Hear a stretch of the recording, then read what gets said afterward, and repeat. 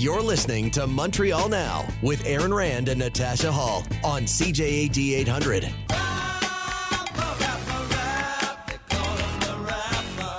That is James Mennie. He is over at the Montreal Gazette. And Jim, I thought we'd have a little bit of fun with Bernard Drinville today. I don't know if you heard the numbers that Kelly Gregg was going through. So we went from 5,335 missing teachers last year to 8,558 this year.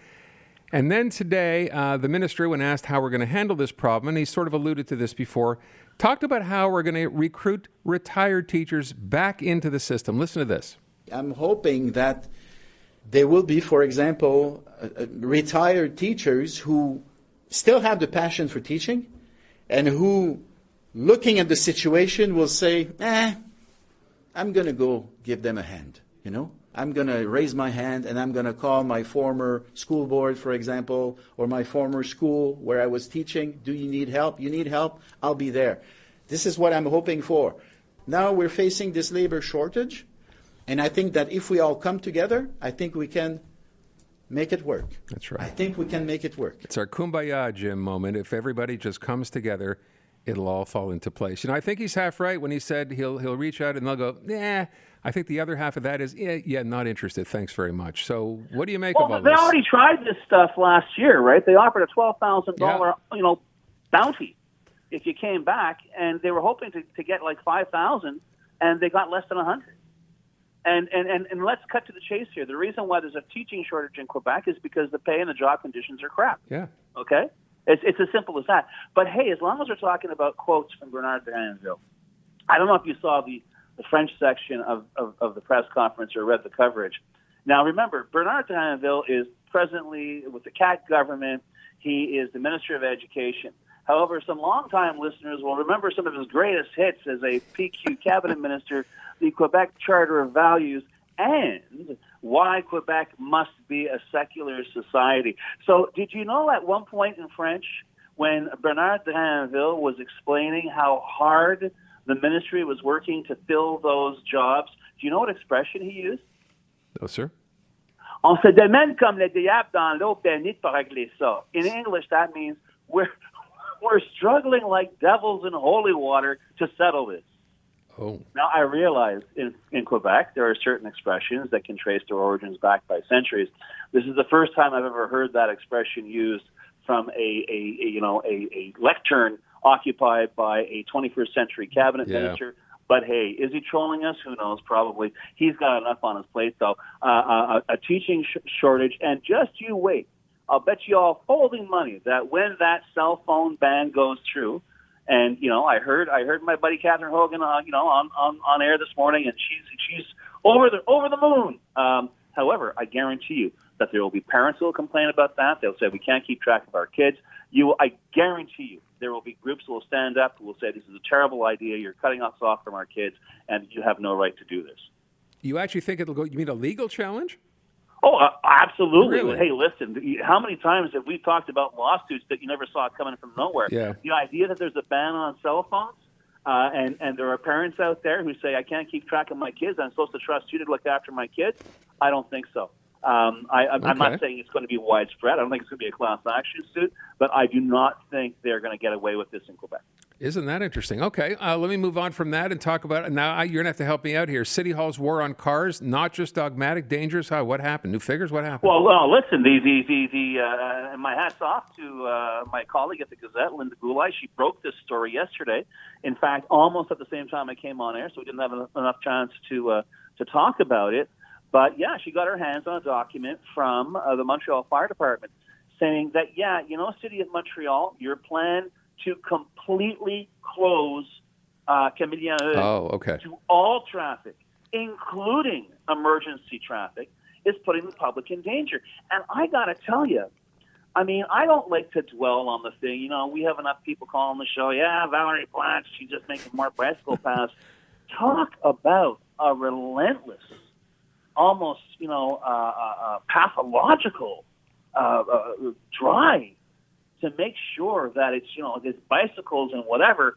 And the whole idea that, Montrealers do not want this, but I guess if your core of supporters, who are, amateur elite cyclists who need their own private track to practice on at the public's expense, I guess you're going to see that go through.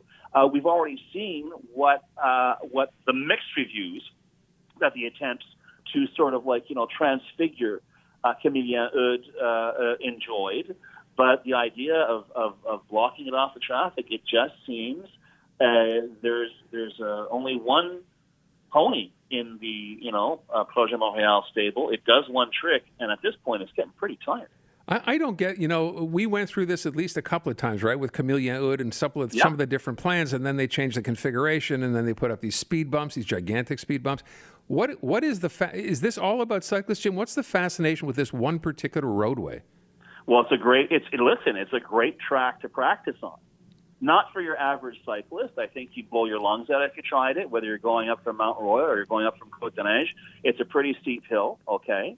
But if you are catering to, how can I put it, the spandex set with the bikes that weigh 2.5 ounces, yeah. I think this is a great idea. And this, clearly to me, seems to be the only target audience that's going to like this.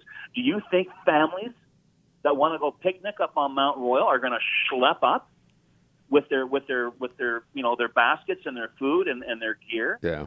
Because somebody at a bar in the Plateau during a planning session for Projet Montreal policy said, wouldn't it be neat if we just got rid of cars completely from that street? I mean, it's to a certain extent, this administration is becoming a parody of itself, and the problem is, how long can they get away with it? Well, when's the next election, Jim? 2 years from now? So there you go. Meanwhile, this is a story. I think I got this story. So a couple of McGill students, Concordia students, I guess, getting together to embarrass, you said, local transit experts in quotation marks. And this has to do with? Oh, my God. I mean, this is a great story. My hat's off to La Presse for breaking both these stories. On Tuesday, La Presse reported that a McGill student had spent some time. He's a software engineer at McGill, and he had been able to program his phone to recharge his Opus card just with the phone. This is something that the STM and now the ARTM has been trying to get done for years. We have been unable to do it. You have to get this stupid little gizmo they sold you for $20 if you want to recharge your Opus at home. This guy does it through his phone, and the First of all, it's important to understand that the RTM has already given a $1 million contract to a firm in Paris that is supposed to do what this guy did on his own, okay? And maybe it'll be ready by next year, okay? So that's the first one. Oh, yes, by the way, when La Presse tells them that, this guy at McGill has done this, be very careful because it could be pirated and this and that. And I'm sure whoever was on the other end of the line or sending the email had just turned chalk white because this was not supposed to happen, okay? The second case, Concordia student, graphic student, and it's a great story. It is a mess. When you leave the Bonaventure Metro, it's confusing enough with all the various corridors and whatever. There's no signage on how you can get from Bonaventure Metro to the REM station at Central Station. So this guy said, you know what? He spent, I bet, $50 of his own money. It took him about a few hours. He made these signs that actually allow people to figure out how to get to the REM from the Bonaventure Metro, which is actually it's just across the street, but given the number of corridors and so on and false turns you can take, but there was no signage. And once again, the response of the ARTM is, oh, yes, well, we were planning on dealing with that. We're scheduling meetings next month, okay, to figure out the signage for the REM system, which is already being used by the public. Long story short, Transport Minister Geneviève Guilbeault gets asked this on 2 radio interviews in French this morning, and she blew a gasket. And there's no love lost between the Legault government and the ARTM in terms of how it's managing, or some might say mismanaging, the transit authorities in the Montreal area.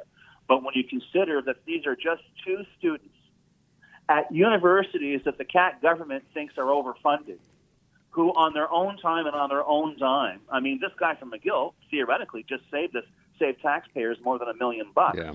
But my other question is, how is it that and I don't care if it's the CAC or the PECs or the Liberals, how is it that they're telling us to shop local, and the last thing they ever do is buy local? What in the hell expertise do they have in Paris about recharging Opus cards in Montreal that we don't have here. Yeah, for a city that says it's the AI or the tech capital of Canada, we have to ship this out to Paris. That's pretty remarkable. Wow. All right, Jim, thank you. That a man.